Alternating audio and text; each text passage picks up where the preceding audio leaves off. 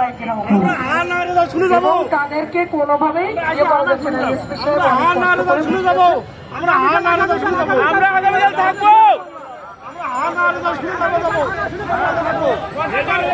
তাহলে আগামীকাল সকাল 9টায় আমরা এইখানে আবারও অবস্থান নেব এবং এইখান থেকে আমরা ফোন করব, ঠিক আছে? ফোন করে আমাদের মতামতটা শুনবো, আমাদের বিষয় তারা কি করছে, কারণ আমরা কি চাই সেটা পরিষ্কার করে আসছি, ঠিক আছে? আবেদন জমা দিয়ে আসছি, কোন রায় অনুযায়ী নিয়োগ দেবে সেটাও দিয়ে আসছি, ওদের হয়ে গেছে সব কিছু টোটাল তুলে ধরছে। আইনি মতামত যাতে আর না নেওয়া হয়, কোনো আইনি মতামত আর নেওয়া হবে না। আপনারা যদি মনেই করেন আমরা আইনি যোগ্য না, তাহলে কিসের আইনের মতামত আছে? কি প্রয়োজন নাই। সুতরাং আজকে আমরা এখান থেকে অবশ্যই চলে যাব এবং কালকে যথারীতি